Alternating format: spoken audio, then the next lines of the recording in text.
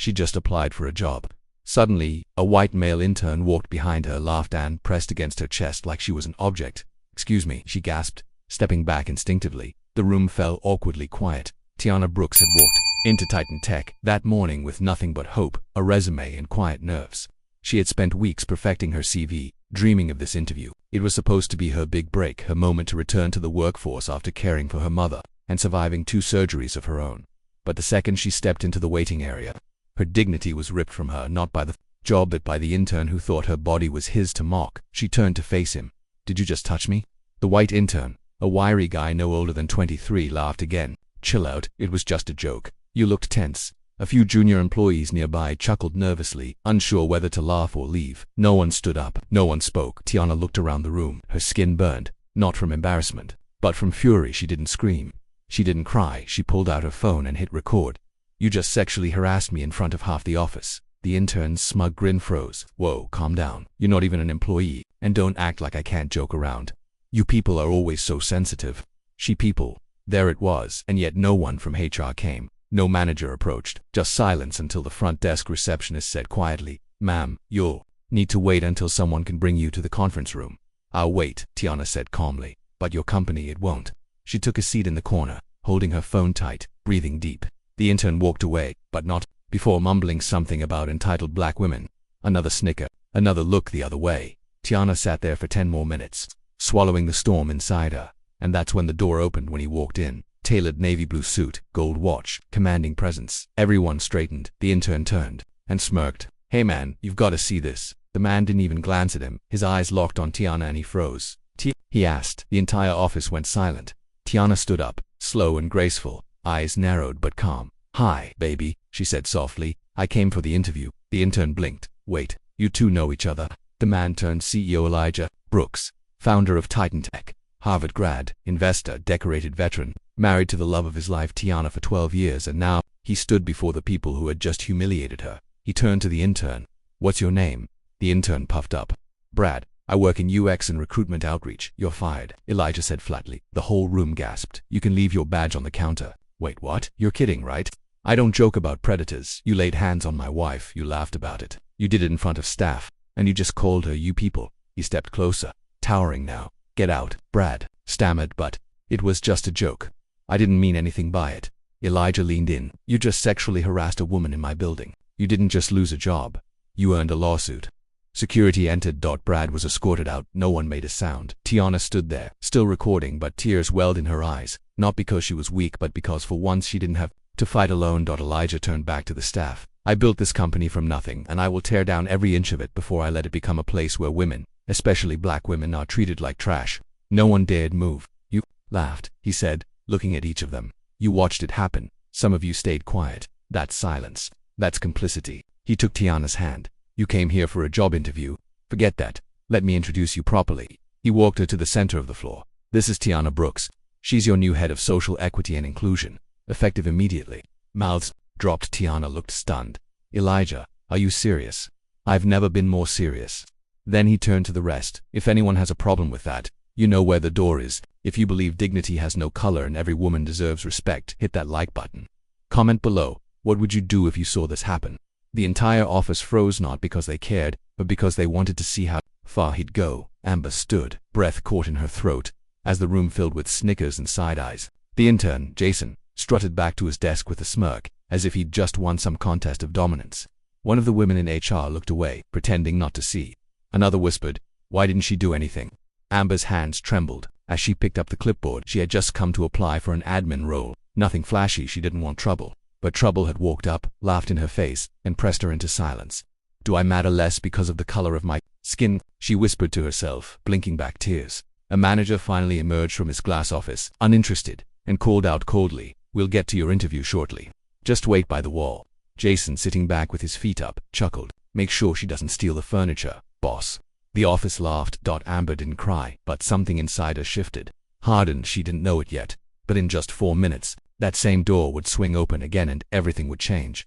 The glass door burst open. The man who walked in wasn't just wearing a suit. He wore authority. Every head turned. His stride was sharp, precise, like a man used to making million-dollar decisions before breakfast. He had no clipboard, no badge, no smile. just a calm fury simmering beneath his polished demeanor. Amber's heart skipped.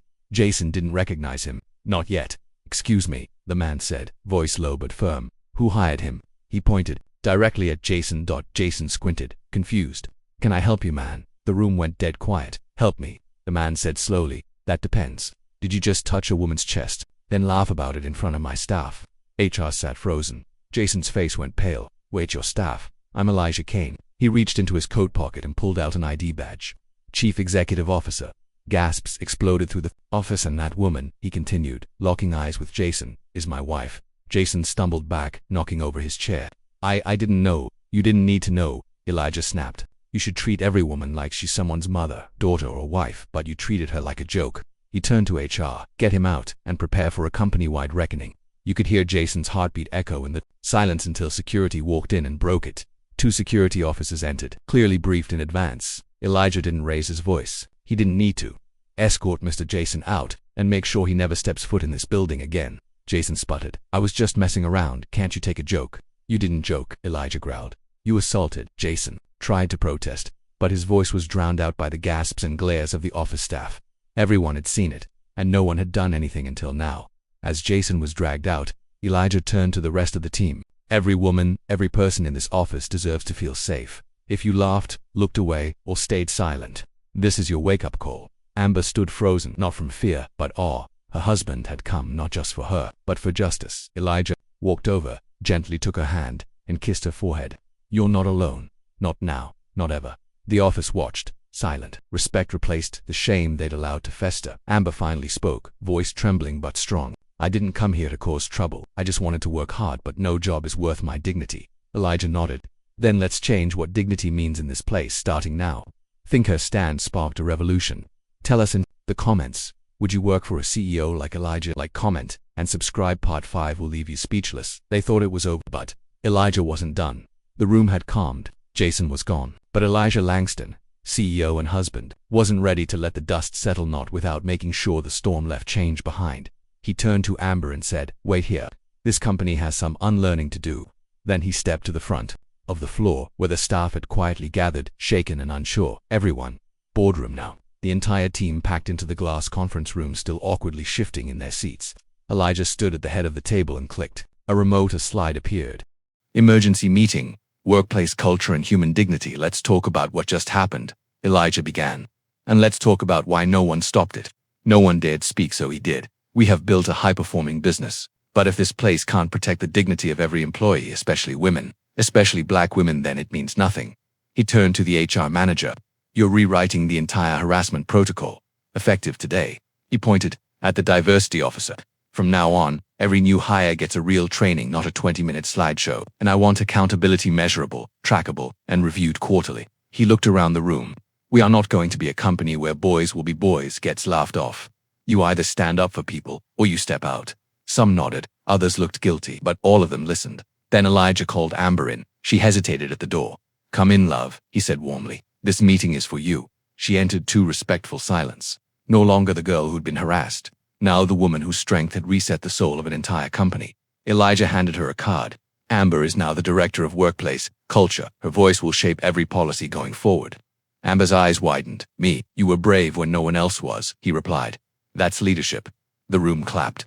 Some stood. A few teared up for the first time in hours. Amber smiled. But Elijah wasn't finished. Jason's actions were unacceptable, but so was everyone's silence. "And if you think you're off the hook, think again." He paused. "Being good at your job isn't enough anymore. From now on, dignity, respect, and courage will be part of your performance review. If you can't meet that standard, you don't belong here." The air changed. People sat straighter, thought deeper, looked around and realized change had just walked through the door with a woman they'd underestimated. Amber spoke last. "I came here for a job, but I found my voice. If I can change one office, imagine what we can all do when we stop being silent." Now it's your turn. Question to audience. If you saw someone being humiliated at work, would you speak up or stay silent like the rest? Comment below, tell us your story. And don't forget, respect isn't optional, it's policy. Like, share, subscribe for more stories that challenge silence and celebrate courage.